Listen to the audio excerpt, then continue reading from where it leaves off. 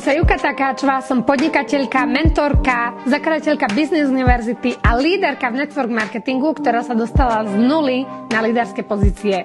V mojich podcastoch nájdete uvedomenia, moju cestu, know-how a tipy, ako predávať kvalitnejšie ľuďom cez online, ako vybudovať miliónové podnikanie a akým spôsobom pritom nevyhorieť a nevzdať sa. Ahojte, takže vítam vás v ďalšom diele našho podcastu a dneska sa budeme baviť o komfortnej zóne versus podnikanie. Nechcem vás dneska zahltiť nejakou otrepanou témou, že musíme prekračovať zónu komfortu, aby sme boli úspešní. Dnes by som chcela poňať tú zónu komfortu trošku viac do detailov. Prečo my vlastne máme komfortnú zónu? Prečo sa v nej nachádzame? Prečo sa k nej uchyľujeme v každom jednom momente nášho života?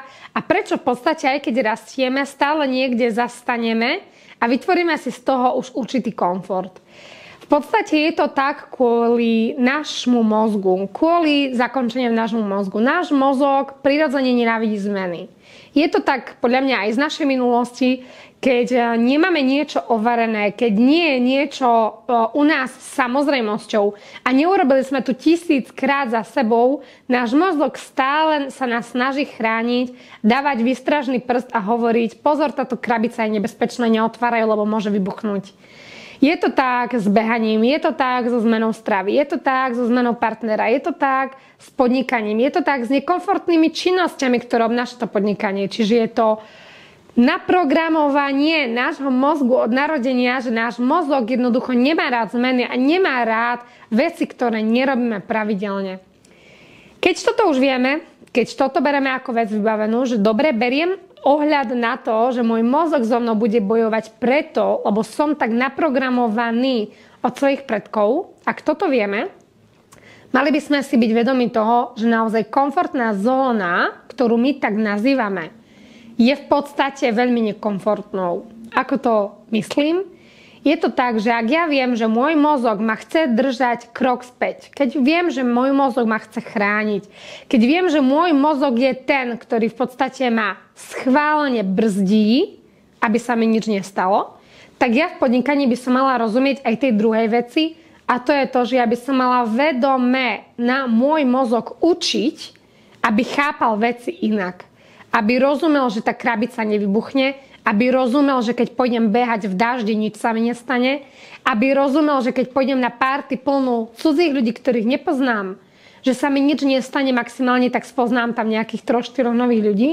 A my by sme vedome mali prekračovať tú svoju zónu komfortu a mali by sme robiť veci, ktoré úplne bežne nezvykneme robiť. Prečo je to 3-krát dôležitejšie v podnikaní, ako je to v zamestnaní? Pretože v zamestnaní, keď neprekračujeme zónu komfortu a nerastieme, tak v podstate sa nič nedieje. To znamená, že my máme o živobytie postarané, o akej takej mzde sa tu môžeme baviť, nehovorím o výške mzdy, ale máme jednoducho nejakú zmluvu, máme nejakú pravidelnú istotu. V podnikaní však úplne úprimne vám poviem, že nič nie je istotou, aj keď ani to zamestnanie dneska istotou nie je, ale dajme tomu, že tam máte aspoň nejakú pravidelnú mzdu. Čo sa týka podnikania, my by sme mali vedome prekračovať zónu komfortu, vedome robiť nekomfortné veci, vedome presviečať náš mozog, aby si zvykal na úplne nových ľudí, nové situácie, nové činnosti, nové veci, ktoré v tom podnikaní robíme, aby ten mozog začal dávať nálepku bezpečné na čo najviac činností, koľko len môžeme. Poviem to úplne naozaj veľmi, veľmi jednoducho, kde u mňa nastal možno nejaký zlom, kde som to začala chápať úplne najviac. Častokrát tento zlom u mňa nastával úplne v bežných situáciách. Poviem vám teraz úplný príklad. Bola som podnikateľkou a mala som prvého chalana, ktorý mi trošku pomáhal s marketingom na sociálnych sieťach. Bol to veľmi šikovný chalan, v tom čase nebral toľko, veľa peňazí, v tom čase som nemala proste rozpočet platiť mu 1000-2000 eur mesačne na to, aby mi strihal nejaké videá, robil mi napríklad pristávacie stránky alebo mi posielal nejaké maily. Čiže som bola rada, že o ňoho mám nejaký balíček, ja neviem, 420 eur mesačne a v tom balíčku mám naozaj všetky jeho služby. V tom čase mi to vyhovovalo, bolo to super. Ale prišiel čas, kedy som si uvedomovala a všimala, že iní mentori napríklad, alebo iní podnikatelia mali úplne prepracovanejšie tie pristávacie stránky. Mali to celé na webe. Nefungovalo len na pristávacích stránkach, ale mali celú web stránku. Mali tam aj úvod o sebe, mali tam úplne premakané prekliky, mali tam dokonca odkazy a krásne, priamo v maili a krásne ten mail pripravený. Bola tam ich postavička dole a lúčim sa s vámi a bolo tam ich meno. A začala som si uvedomovať. Počkať, a ja by som to chcela mať také vymakané. A ja by som chcela, aby moji klienti dostávali takúto členskú zónu, videli môj web, aby proste som to mala naozaj reprezentatívne. Ale teda mám obmedzený rozpočet, mám tam toho môjho chalana, ktorý mi s tým pomáha a naozaj tu prišla tá komfortná zóna. Tá faktúra, ktorú som mu platila na mesačnej báze a môj mozog vedel, že ju viem zarobiť a že som sa nedostala do žiadneho finančného tlaku, bola moja komfortná zóna. Čiže ja som tú faktúru platila, vedela som, že je to v pohode, že síce nebudem hviezdiť, ale proste je to postačujúce. Niečo predám, plní to svoju úlohu a neplatím toľko veľa. Niekedy potrebujeme ísť do toho tlaku, do toho presu, aby sme naozaj reálne začali rásť. Ja som zrazu si zohnala úplne iných ľudí, ktorí mi začali robiť web. 2-krát som sa spálila a môj mozog už hovoril, vidíš, ja som ti to hovoril, že nemáš si hľadať iného človeka, pretože máš tam toho chalana. Čiže 1-krát som zaplatila za web, ktorý bol najhorší, aký som kedy v živote ja videla. Chalanovi som zaplatila 1000 €, ten web mohol ísť do koša, pretože mne sa na ňom nepáčilo absolútne nič. Potom som si zohnala druhú babu, ktorá to mala po ňom prerobiť. Takže jej som dala zase ďalších niekoľko 100 €. Ten web bol pekný, ale neplnil absolútne funkciu, ktorú som chcela. Nevedela dávať prekliky, nevedela robiť email marketing.